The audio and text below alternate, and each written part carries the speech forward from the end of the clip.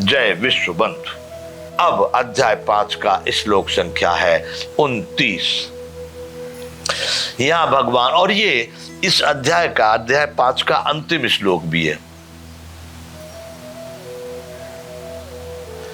यहां पर भगवान को जानने के बाद में कैसे शांति प्राप्त होती है, आनंद प्राप्त होता है व्यक्ति को, वह भगवान यहां पर इस श्लोक में बोलते हैं। भोक्तारम यज्ञ तपसाम सर्वलोक महेश्वरम सुहृदम सर्वभूतानां ज्ञात्वा माम शांति मृच्छते।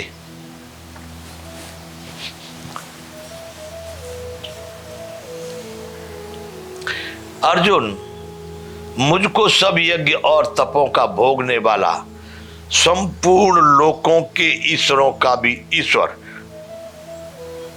तथा संपूर्ण भूत प्राणियों का सुहृद अर्थात स्वार्थ रहित दयालु और प्रेमी, ऐसा जो तत्व से जानकर शांति को प्राप्त होता है। मुझको यानी यहाँ पर परमात्मा के ही स्वरूप में स्थित होकर के श्री कृष्ण भगवान उस परम ब्रह्म का इस निरूपण कर रहे हैं, जो मेरे तेरे में सब में है, जो सब में सब समय पर सब स्थान पर सबके लिए उपलब्ध है। ऐसे उस परमात्मा को भगवान कृष्ण भगवान के स्वरूप में स्वयं को वहां पर स्थापित करके कहना चाह रहे हैं कि अर्जुन, जो लोग मुझको सब यज्ञ और तपों का भोगने वाला, यज्ञ यानी जितने भी पुरुषार्थ के लिए किए जाने वाले कर्तव्य कर्म हैं वह सभी यज्ञ हैं। दूसरा उन्होंने कहा है तपों का भोगने वाला, तप वो भी एक पुरुषार्थ ही है। तप कहते हैं किसी भी लक्ष्य को पाने के लिए अडिग होकर के, दृढ़ निश्चय होकर के कठिन से कठिन प्रक्रिया को पूरा करना, वह तप है। साधना भी कह सकते हैं, तप भी कह सकते हैं। भगवान कह रहे हैं कि मुझको सब यज्ञ और तपों का भोगने वाला, मैं ही सबका भोगता हूं। अर्थात जो भी कुछ मनुष्य आत्मा में बैठा हुआ है परमात्मा ही है, कि कितनी भी बड़ी तपस्या करता उसको भी वही भोग रहा है, कितना भी बड़ा पुरुषार्थ करता उसको भी वही भोगता है। कितने भी बड़े यज्ञ, यज्ञ का मतलब शरीर के माध्यम से परोपकार के लिए किए जाने वाले सारे कर्तव्य कर्म यज्ञ है, उसका भी भोगने वाला वही परमात्मा है। तो भगवान कहते हैं मुझको सब यज्ञ और तपों का भोगने वाला, संपूर्ण लोकों के ईश्वरों का भी ईश्वर, संपूर्ण लोकों के ईश्वरों का भी ईश्वर।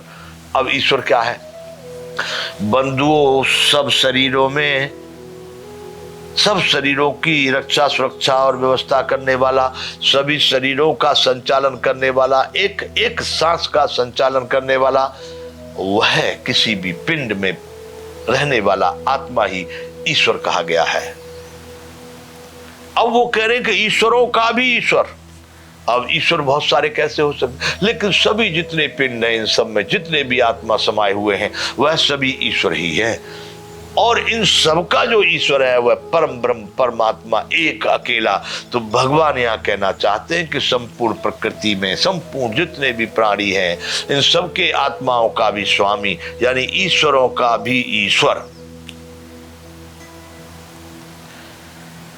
अर्जुन, जो मुझको सब यज्ञ और तपों का भोगने वाला तथा संपूर्ण लोकों में ईश्वरों का भी ईश्वर तथा संपूर्ण भूत प्राणियों का सुहृद, जितने भी भूत प्राणी यानी छोटे से छोटे प्राणी जीव से लेकर के बड़े तक जितने भी हम सबको नहीं जानते, इतने प्रकार के प्राणी, इतने प्रकार के जीव इस संसार में हैं कि हम उन सबको नहीं जानते। तो भी भगवान यहाँ कह रहे हैं कि सभी भूत प्राणियों का सुहृद अर्थात स्वार्थ रहित दयालु और प्रेमी, उनसे उसको कुछ नहीं चाहिए। कोई मच्छर मक्खी या दूसरे प्रकार के प्राणी, हाथी घोड़े गधे मेंढक जो भी हैं, उनसे क्या चाहिए भगवान को?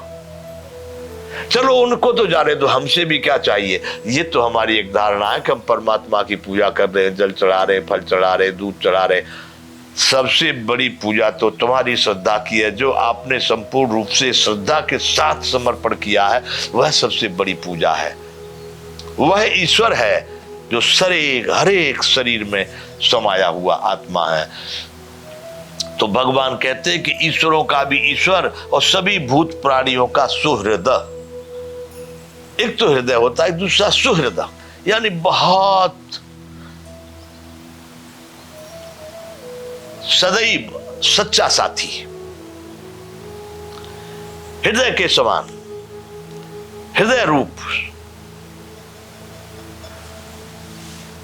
अर्थात स्वार्थ रहित, किसी से कुछ चाहिए नहीं, दयालु और प्रेमी, ऐसा तत्व से जानकर शांति को प्राप्त होता है।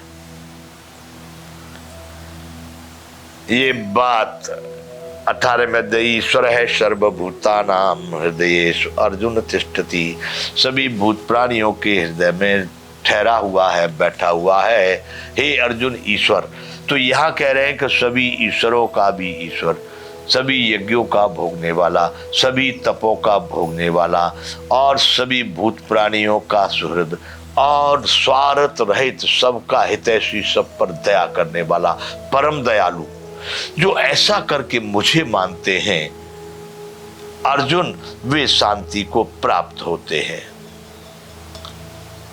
बंधुओं, ये अध्याय 5 का अंतिम श्लोक है, 29वां, जिसमें भगवान ने कहा है कि मुझको सभी यज्ञों और तपों का भोगने वाला, संपूर्ण लोकों में जितने भी पिंड हैं, सभी ईश्वरों का ईश्वर, और संपूर्ण भूत प्राणियों का सुहृद, स्वार्थ रहित, दयालु और प्रेमी, जो इस भाव से मुझे समझता है वह मुझको प्राप्त होता है, अर्थात वह शांति को प्राप्त होता है। तो बंधु, यहां पर ये अध्याय 5 का 29वां श्लोक के साथ अध्याय 5 यहां पर पूर्ण हो जाता है। हम जिस श्रीमद् भगवत गीता का चिंतन कर रहे हैं बंधु, ये ऐसा साधारण ग्रंथ नहीं है, और हम बार बार इसको पढ़ना चाह रहे हैं। इसका मतलब ये नहीं है कि कोई तमाशा है, नहीं। हम अपने आत्मा से, मन, चित्त, बुद्धि से ये चाहते हैं कि हम इसमें समा जाएं और ये हम में समा जाए। हम इस ज्ञान को, हमने इस गीता को पढ़ने से पहले एक हमने